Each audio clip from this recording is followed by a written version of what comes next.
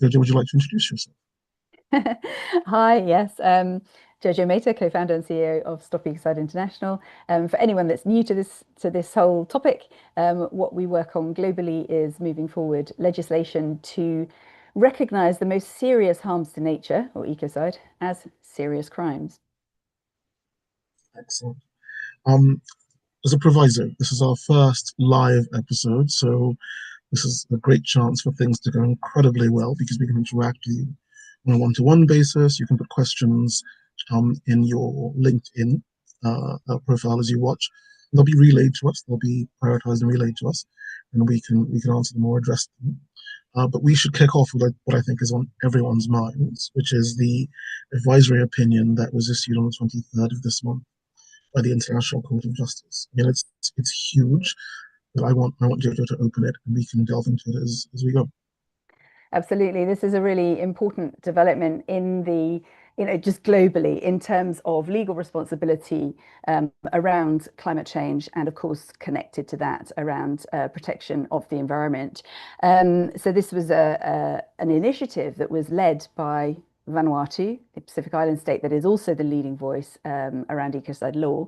And it was actually instigated originally by some students who wanted to put forward this request from the UN to ask for an advisory opinion from the International Court of Justice, which is, of course, the UN court and sometimes known as the highest court or the world court, to ask, what are according to existing law, what are the obligations of states in respect of climate change, and effectively, what might be the consequences if those obligations were not fulfilled. And that opinion was, had many submissions from different countries and months of deliberation. And the advisory opinion was finally issued last week. And from the perspective of our work on ecocide law, it was really important both to see that states do have an obligation to address climate change, to mitigate, to consider the human rights that are involved in that, but also very specifically, they have a duty to protect the environment and protect it from severe damage, which lays a very clear foundation for the criminalization of the worst harms to nature, which is, of course, what we focus on. Absolutely. It's a profoundly important judgment for a whole range of other reasons, including the fact that it doesn't just bind specifically the parties to the UNFCCC or UNEP or any other sort of environmental legislation. It broadens it out on a human rights basis and includes a whole bunch of other conventions all at once. It's an amazing achievement. Well done, Jojo. Well, I mean, this wasn't something that had anything particularly to do with us in terms of it's evolving and the results. But what it does do is it affects quite strongly in a positive way our work, and what it also does is underline that the human right to a clean and safe environment is actually fundamental to many of the other human rights. If we don't have a clean and safe environment, it's virtually impossible to actually realize those other rights, and that's something that's now been very clearly set out. So that's a huge step, and it's a big thing for governments to have to take in. And although an advisory opinion strictly isn't legally binding, it's hugely morally authoritative. It's highly persuasive in legal cases, and it acknowledges what we call customary law, effectively the law that has evolved around these issues over recent decades. Absolutely. And the work you've done with Vanuatu has contributed to this in no small way. There have been other developments. So regional developments like Ecocide being named top priority by United Nations Africa Summit on the 17th of July. Did you want to talk about that? Yeah, this is remarkable. This is the first time that a regional UN conference has basically declared ecocide law to be a priority. And this was a sort of move that was championed by the Democratic Republic of Congo, which is one of the leading states in this conversation around ecocide law. As some of you may know, there was a proposal put forward at the International Criminal Court last year by Vanuatu and two other Pacific Island states, Fiji and Samoa. And Democratic Republic of Congo was the first African state to publicly get behind this amendment proposal, which it did in October, and has been working very hard ever since to raise this issue in many fora. And at the African Ministers' Conference on the Environment a motion to support the recognition of ecocide was put forward, and the upshot was that in the list of priorities that the African environment ministers will have over the coming 2 years, ecocide law is amongst those priorities. So that opens up the whole conversation regionally, which is obviously hugely important. Extremely important, extremely topical, given where we are in international politics right now. There's also the Parliamentary Assembly for the Council of Europe case, and their announcement on the 14th of April, the resolution endorsing the draft Convention on Protection of the Environment through criminal law. Yeah, I mean, this was great to see, because actually the Council of Europe has had a lot of conversation on ecocide law over the last couple of years. A lot of it championed by Ukraine, obviously very much from their perspective in the context of environmental harm during wartime. And the Parliamentary Assembly has, on more than one occasion, supported the recognition of ecocide, which it did again here, about a month prior to the actual adoption of a text on a convention on protection of the environment through criminal law that then emerged from the Council of Europe's Council of Ministers, which, although it doesn't mention ecocide specifically by name, it has a whole section on particularly serious offences, which quite clearly effectively is another way of saying ecocide, and that the text of that convention has now been agreed, and of course this year it will be open for states to start to sign it and ultimately to ratify it, and that has a strong echo from the Environmental Crime Directive in Europe that was adopted last year. So there's some similar wording and so on. But there is a dedicated section on particularly serious offences, and what this is showing is that kind of build up, which of course is also recognised in the advisory opinion from the ICJ, of a sort of customary type recognition of severe offences as being an important focus and something that states should be looking to prevent. So that's also been very encouraging. In fact, while on the subject of regional aspects and advisory opinions, there was a similar advisory opinion, i.e. one on responsibility with regard to climate change, that was issued by the Inter-American Court of Human Rights just only weeks before the global ICJ one. And what was very interesting about that one, I mean, it said many similar things, but one of the key things in respect of what we do was actually stating that prevention of mass destruction of the environment is not only is a sort of an obligation, should be considered an obligation by states, but they actually described it as use cogens, which is in English is a peremptory norm. In other words, it's a kind of sort of mandatory aspect from which states should not derogate. So again, very strongly echoing what we're seeing around the world, which is this growing recognition that there needs to be actual legal provision for dealing with the worst cases of harm against nature. Thank you very much for that summary. I think we have quite a lot to cover, and this is our first live stream. So in having sort of mentioned the ICJ's overarching advisory opinion and talk about these regional developments at the Inter-American Court, with the African UN Summit, and of course, lastly, with the Council of Europe, it may be time potentially to pause for questions if there are any. I don't know if, Robin, you've spotted any that you want to share with us, or if we go on to other things. I mean, if you have anything popping up for you already, Chidi, then let's look at it. If we don't, then let's have a little look further at other aspects of what's going on with the movement, and we can come back to questions. We can sort of store them up if we need to. This is all quite experimental at the moment, because we haven't tried this doing a podcast this way before, so bear with us. Well, it's cool. I can't see any questions on my end that have been flagged, so we'll just carry on through the agenda, and if any questions become flagged, I'll raise them directly here with you. So let's go slightly deeper. Let's go to domestic progress. You mentioned the Congo. Did you want to talk about legal recognition of ecocide within domestic Congolese law? I know the Republic of Congo and Burundi have made progress to endorse the legal recognition of ecocide. Yeah, I mean, this is all obviously all still early stages. These are actually developing specific laws in individual countries is something that that those countries have expressed an interest in doing, and obviously we do what we can to support that in terms of connecting with the legal advice and all of those kinds of aspects.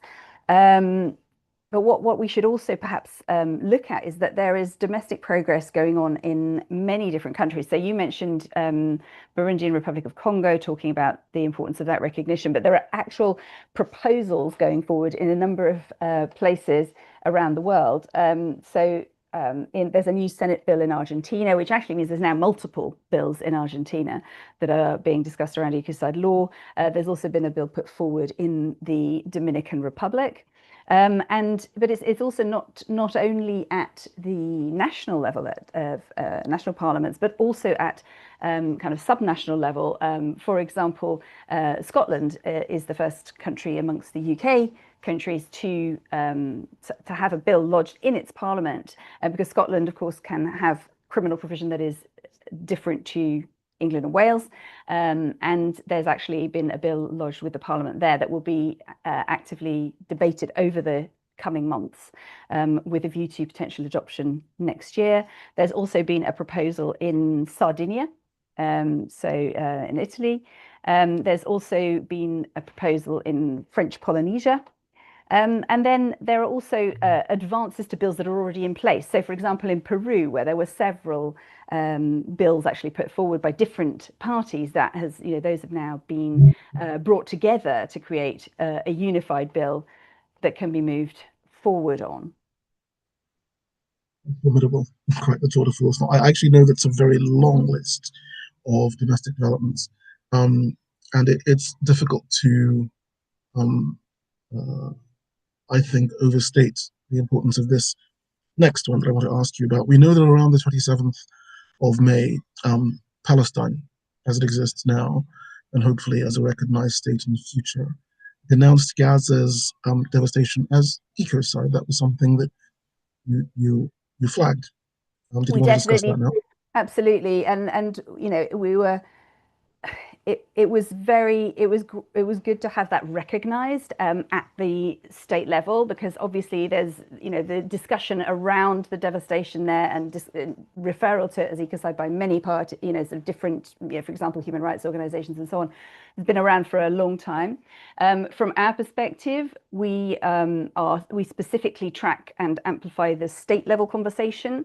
So it was really key for us that Palestine itself described this damage as ecocide, and that effectively provided a context for us to be able to actually log and discuss and sort of expose how this discussion has been evolving over time. I mean, similarly, in the context of the Ukraine conflict, once Ukraine started talking about ecocide itself, then we were able to engage in that conversation. Obviously, we work with many different government players. We work at a global level, and so we are very much focused very specifically on the concept of ecocide, the description as ecocide, how that plays into the diplomatic conversation. So it was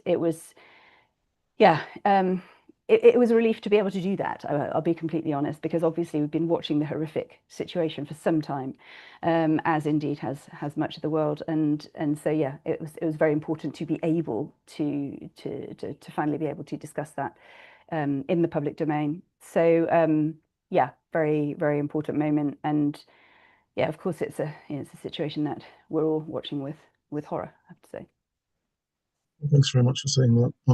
You're absolutely right about the follow-on impacts of the wars in both Ukraine and Gaza. One of the really interesting conflicts, big international conflicts, in fact, the conflict that has the most number of people impacted is the Sudan. But ironically, in the Sudan, the direction of causality might be the other way around. It may be that the increasing size of the Sahel, the increasing pace of desertification, the impact on animal husbandry and subsistence farming of runaway climate change is the driver for acts of genocide, crimes of ethnic cleansing, rape as a weapon in war, and the migration of up to 5 million people out of southern Sudan into Chad. Um, I say this not because we want to focus so much of the program on the utter devastation that we're seeing, as our climate ecological emergency progresses, but also to sort of emphasize the need for cooperation, the need for solidarity, and the need for more coordinated international action in the face of what is a shared global climate ecological emergency. I think Thank this you is. very much. I think this is really important because what we can observe in what you've just highlighted is that in the context of conflict, that ecocide can be a key aspect, either as a cause, as a part of what happens in a conflict, but also as a result of a conflict. So it's relevant at all stages.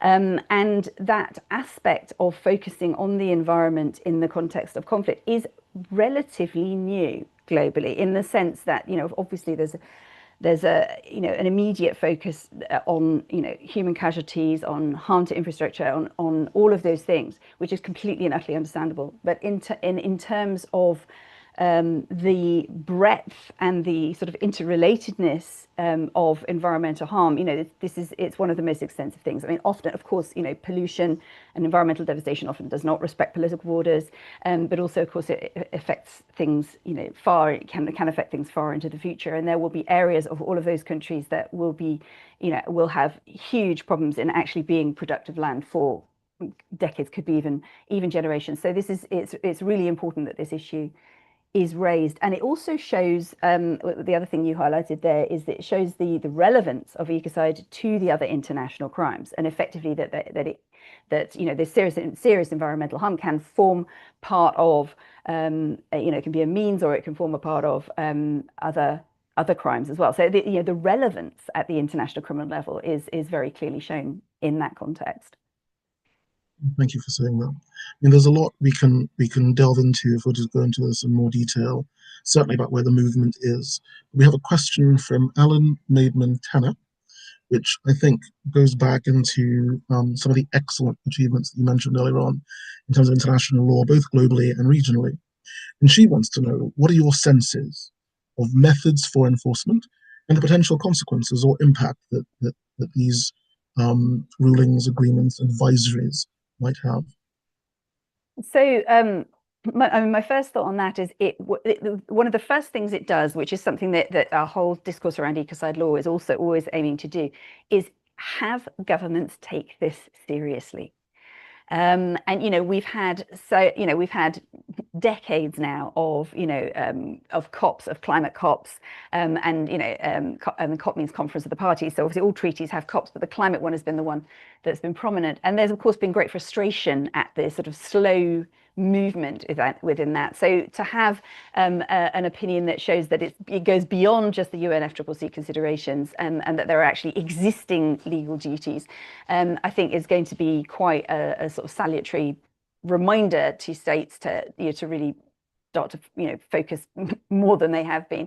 I mean, one of the characteristics of this whole conversation globally is how grindingly, frustratingly slow it has been, and it's one of the reasons, of course, that the ecocide law conversation is also is important, because even if, I mean, one of the other things that happens, of course, in the climate space is there's it can often be a very narrow siloed focus on carbon emissions. That is not to say that that is not important. Of course, it's important. But even if we stopped all emissions tomorrow, we would still have a climate crisis. We would still have to be looking at what is happening to the vital ecosystems that maintain climate. So that's, where the ecocide law aspect comes in. In terms of enforcement, I'm not sure if you're talking about the advisory opinion, which obviously, as we mentioned, isn't legally binding as such. But in terms of enforcement of something like ecocide law as it emerges around the world, the enforcement level is most likely to be at national level. Obviously, we've always aimed for the International Criminal Court, and for a number of reasons. I mean, some of which have just been illustrated in the exchange that Chidi and I just had. But one is to do with coherence. Of course, if you ratify a crime at the International Criminal Court, the likelihood is that you will incorporate that in your own domestic legislation in a similar form, as has happened with those countries that have ratified the Rome Statute. So we would anticipate prosecutions, generally speaking, being taken at the national level, effectively restoring the ICC to the role that it is supposed to have, which is a complementary one. It's a complementary court. It's meant to be a court of last resort. It's certainly not meant to deal with all cases of the crimes over which it has jurisdiction. And with Ecocide, effectively, there is a broader possibility for that to be actually happening at domestic level primarily. So yeah, I hope that helps. Extremely useful, thank you. And just to help Ellen, well, to thank Ellen actually for such an excellent question, I think that one of the interesting, very broad, non-specific consequences of the advisories and rulings that we've seen are that the advisory itself, for example, mentions a polluter pays principle.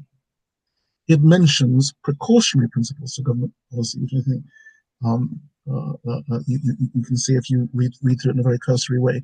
And finally, it talks about reparative steps, not just for parties to agreements, but also to non-parties. So one of the consequences of this is that we're going back to basics on core tenets of international human rights law.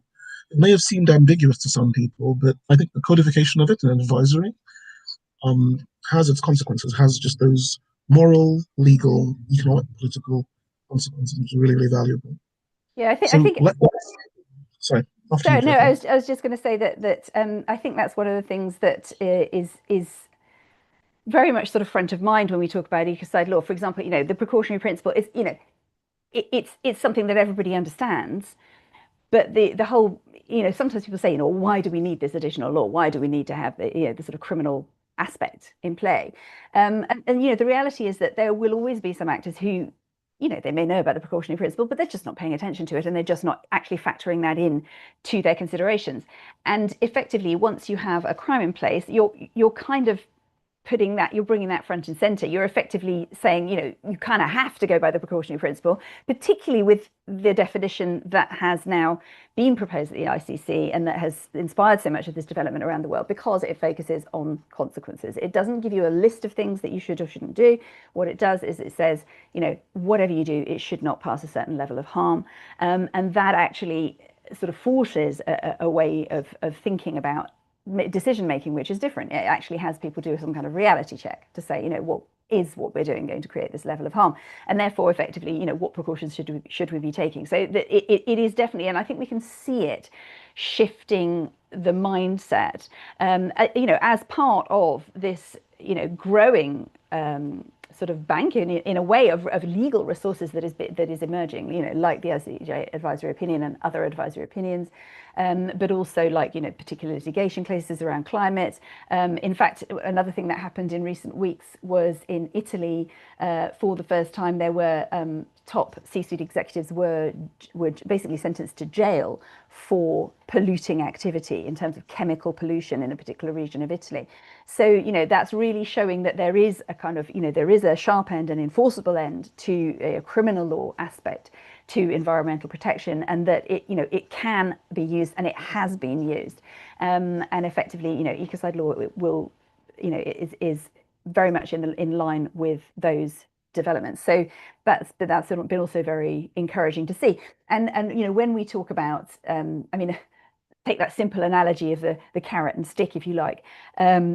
If you have a good stick, you don't need to use it very often. That's kind of the point, because, and actually what that case in Italy shows is that it can be used. And that is, of course, really important for the understanding in those corporate sectors where that could potentially apply to them. So, so there's it's that sort of, that salutary parameter that really helps in that context. But when we talk about mindset shift, I think it's also really important that we look not just at the legal side, but also at other aspects, in terms of, where is this conversation happening? Excellent. Absolutely. I think that sense of movement building, that sense of collaboration, and that sense of progress is incredibly strong. I think it's one of the core tenets or purposes even of this podcast to kind of amplify that, to show the world that despite the fact that our mainstream news is dominated by things that seem bluntly unbelievable sometimes, there is progress being made in the background. So in the context of that, I wanted to burrow down even more tightly to, for example, on the 2nd of June, Sweden's largest party backing Ecocide Law in that country. I don't know if you wanted to talk about that, Jojo. Just briefly, in the sense that this is, it's very important to see these kind of, even where there's not necessarily a proposal in place, but the political conversation is quite advanced, and that's being shown very clearly with what's happened in Sweden, where we've also seen remarkable development on the sort of corporate side of things, with really major corporate players in the finance world and the fashion world and many different areas, speaking out in major public press in support of the criminalisation of ecocide, and we've also seen a similar thing happen in Nigeria, with major party getting behind it in the Congress, and this is it's really important to see these conversations expanding. And what's interesting is that where we that relates back to where we are seeing proposals, because we're often seeing cross-party support for those proposals. So these conversations can evolve quite broadly once the conversation is opened by a political party. It can often be taken up in other ways. So, for example, I'm thinking of the Peru situation, where you had 3 different parties putting a bill forward that then sort of coordinated their work. So yeah, and we're also potentially seeing more than one bill coming, going forward in Argentina, maybe even in Brazil. So those could be interesting conversations to follow. But I think we're also, with this sort of growing interest, there are, sort of legal, sort of consultative services that are emerging in that context as well.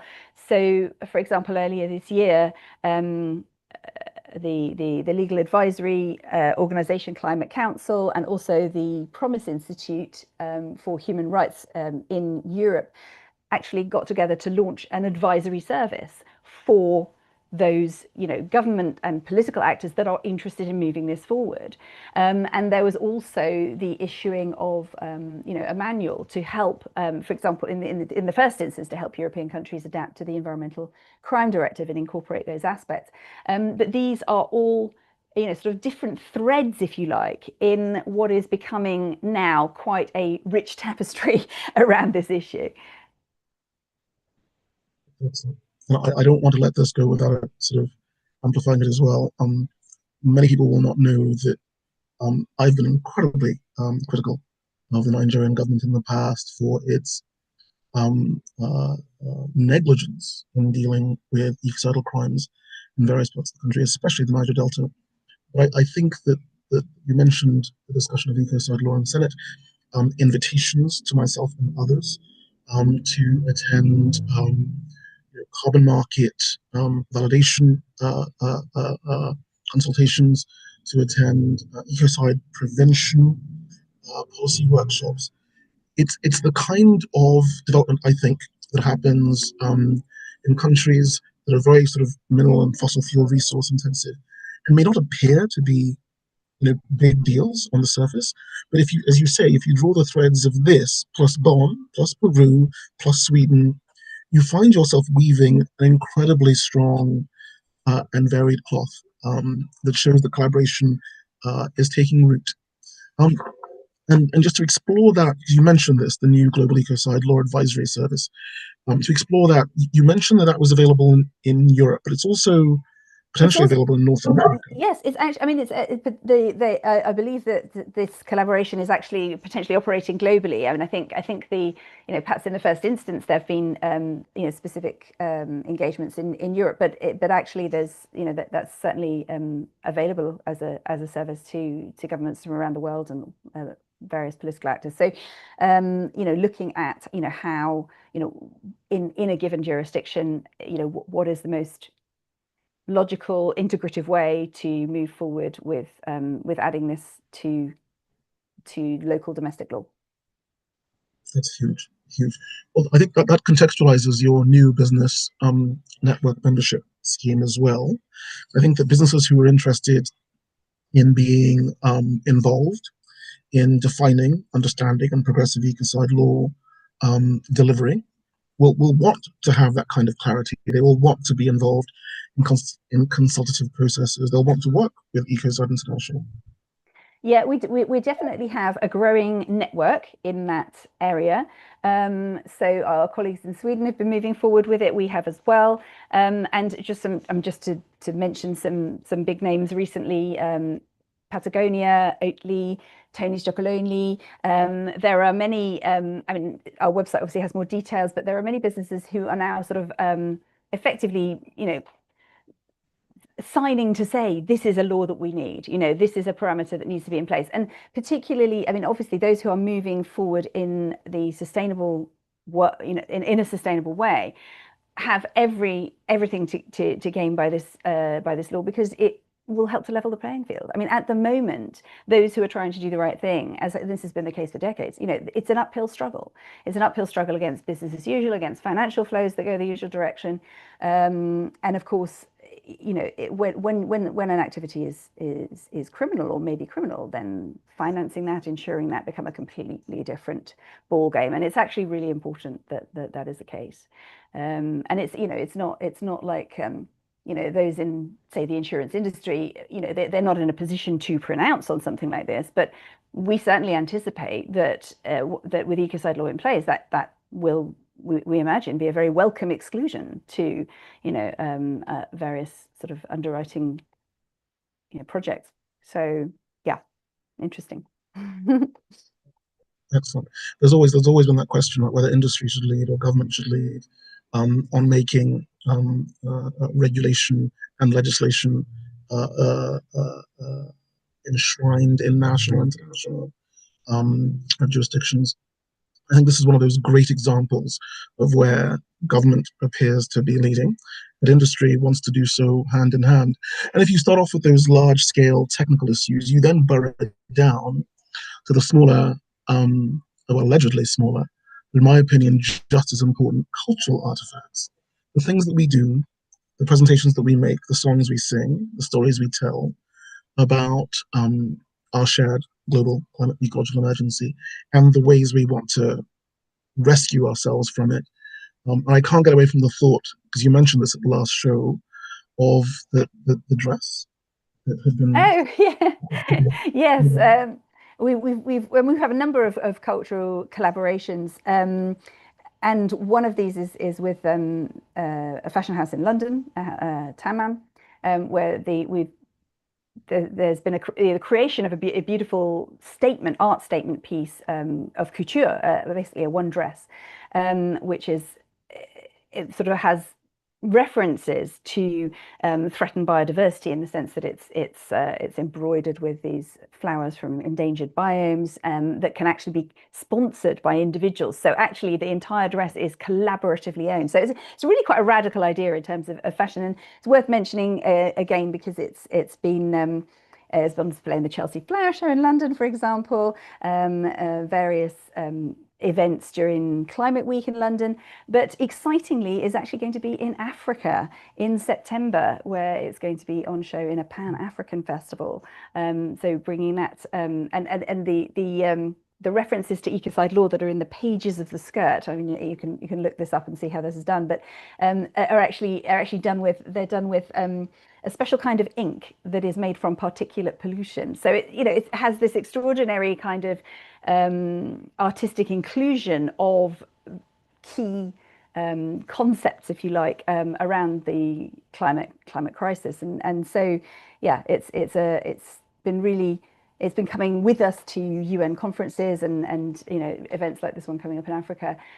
Just really helps to bring attention, but also to link the legal side to the cultural side as well. And I think we may have spoken in a previous episode about the choir project that has really taken off in various parts of the world. I mean, it's a wonderful program of songs that anyone can download from our website, a whole program, rehearsal program, and created by half a dozen different composers that can create a concert focused around the concept of Ecocide law. And this is absolutely beautiful. And it's now been performed in several countries already this year. It's already been performed in Finland, Brazil, Spain, and Luxembourg, and it's due to be performed also in the sort of going forward to this year to next year in Sweden, the Netherlands, even Kenya. So all of these aspects are absolutely fundamentally important, because these are the ways that we actually interact with each other. It's all very well having, the politicians and lawyers talking about something, but in terms of having a cultural conversation, what that speaks to is, if you like, the sort of parallel aim of what we're doing with Stop Ecocide International, and the whole Ecocide law conversation is really looking at, obviously there's the very concrete legal aspect of, let's make sure that the most serious harms become serious crimes, recognition of ecocide. But alongside that comes this cultural narrative, which is about, it's about the recognition of something that is deeply understood, for example, by indigenous cultures, the recognition that when we severely harm nature, there are severe consequences. And effectively what emerges from that is a kind of cultural taboo. And we have taboos culturally for safety. They are there to flag up to us where areas are dangerous. And criminal law speaks very closely to that. So these things are really closely related.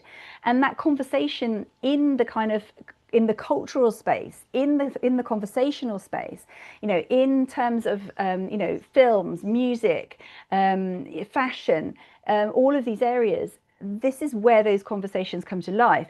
And it's also very important because, as anyone who regularly deals with politicians knows, no politician wants to be the first person at a party.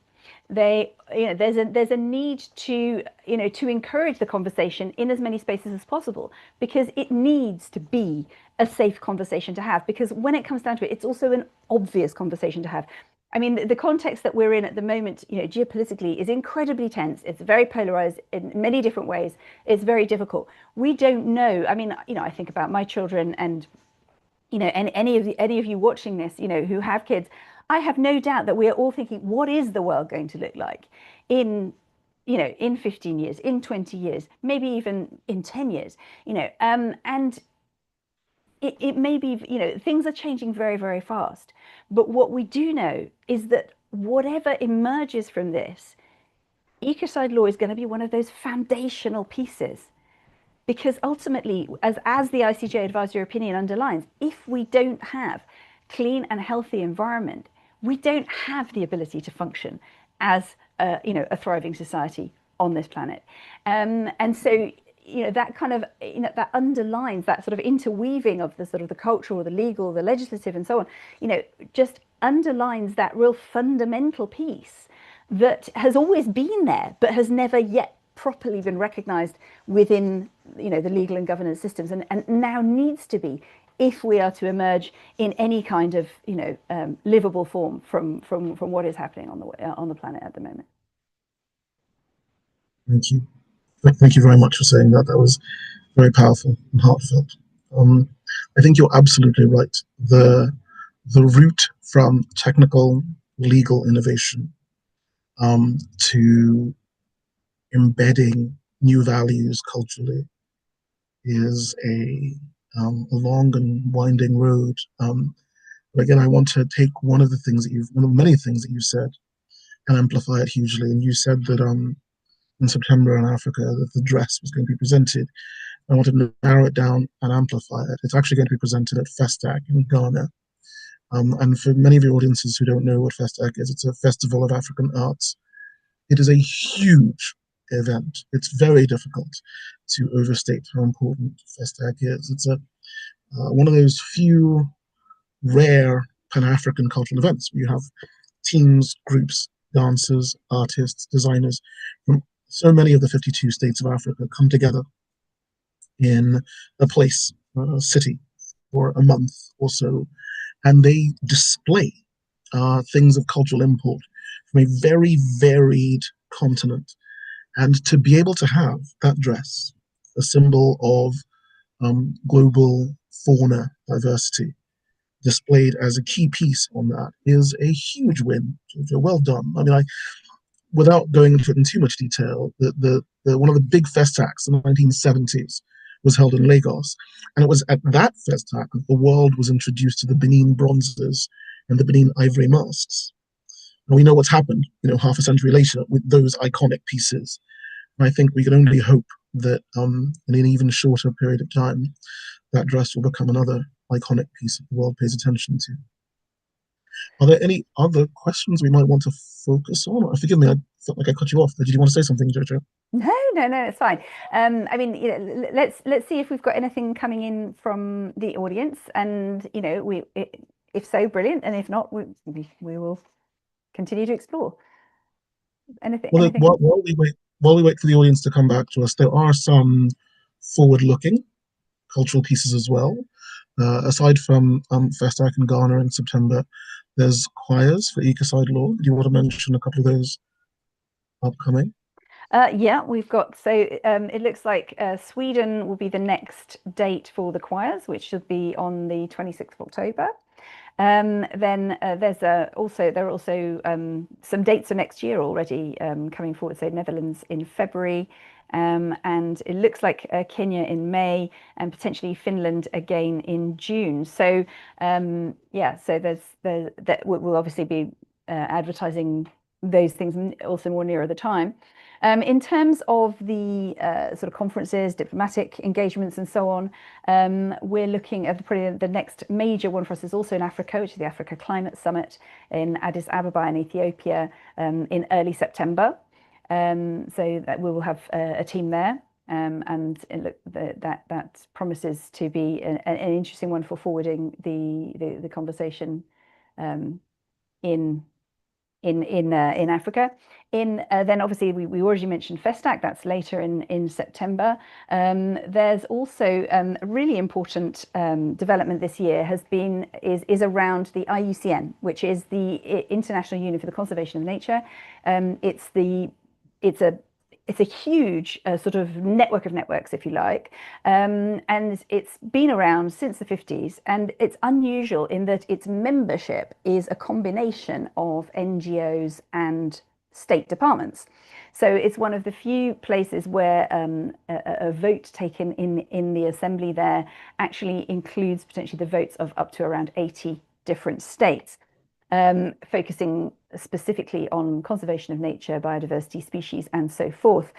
And we are a member of IUCN, and as are many ally organisations, and we have proposed a motion on recognition of ecocide to the Assembly, which will take place in Abu Dhabi in October. We've been informed that motion will be voted on in that assembly.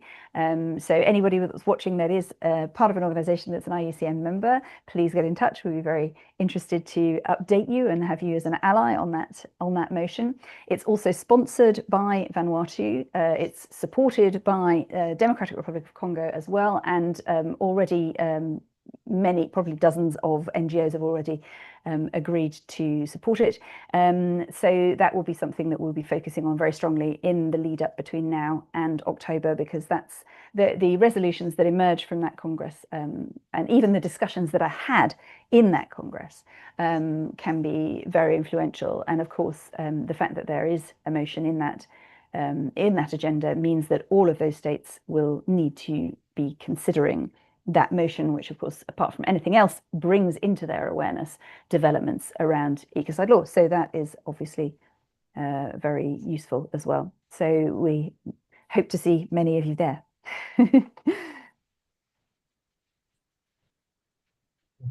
That's quite the tour de force.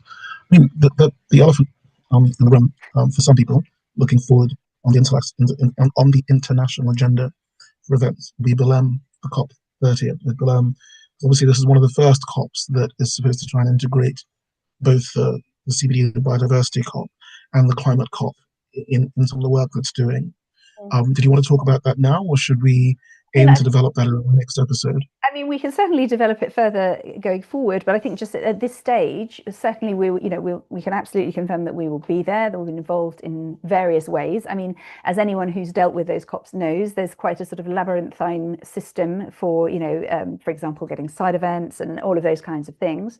But we certainly fully expect the topic of ecocide to come up in various contexts in Belém. And yeah, and we're also aware that Brazil itself is in an interesting situation in regards to obviously having this huge responsibility, in a sense, over what happens not just in Brazil but also globally in regard to the importance of the Amazon rainforest. Along with Democratic Republic of Congo, along with Indonesia, these are the key rainforest countries in the world. So it's very important topic of discussion. It's also going to be very important for Brazil to be seen to be doing something very concrete. And of course, we're well aware that there are huge conflicts of, there are huge different, should we say, different interests at play in Brazil, and also that the makeup of the Brazilian government and the Brazilian Congress are not completely congruent. So there's definitely an interesting political situation. But of course, there is already a live conversation around ecocide in Brazil. So yeah, we look forward to seeing how that develops, and we will certainly be part of that as that evolves at COP. Outstanding. That's an A+ for diplomacy. Looking at this. So I've just remembered, I want to mention another thing about Brazil, actually, which is that there's another conference that we're going to be present at with a small team at the beginning of October, and that is the Harassis Global Meeting, which is a very high-level meeting of economic and political players, with also a sprinkling of cultural voices in there as well, and legal voices. And we will be, we have a plenary slot in that conference, and we will have a team there as well. Very important one coming up in Sao Paulo. So that's 7th to 10th of October. So that's another one that's on our agenda. And of course, no year would be complete for us without the Assembly of States Parties at the International Criminal Court, and that will happen in December in The Hague this year. Yeah, also an interesting and currently quite a number of tensions going on in the ICC with what's been happening in the Middle East and what's been happening in America. So yeah, and it's definitely going to be an interesting mix, but it's nevertheless one in which the conversation around ecocide goes from strength to strength. So that's yeah, and it's interesting that we talked earlier about the relevance of ecocide to the other international crimes. So yeah, there's definitely the potential for some serious conversation and digging into those aspects this year at the Assembly. Excellent. We're coming close to the end of this particular episode, the next 5 minutes or so, because we've gone through a very wide a set of international issues. We've burrowed down from those, especially, of course, the ICJ's advisory opinion, to regional developments. We've talked about Latin American, African, and European developments. We've then got into detail on country developments, and we've outlined some of the cultural developments that Ecocide, Stop Ecocide International itself is directly involved in. We've talked about future upcoming meetings. We've addressed a couple of questions, and there are one or two that I could revisit. But I think what's more important is to invite the audience, such as they may, both live and those who will watch the recording of this, to write in with questions they may have to help us develop the agenda for episode 13 as it emerges. We know that people are very curious about how to get the momentum for the Rome Statute Amendment to increase in pace. And we're happy to hear suggestions as well as talk to you about what we're doing. We know that there are issues around the crime of aggression and what its implications might be for ecocide law. Again, we're happy to talk about that, but at the same time, we're very keen to hear back from folk.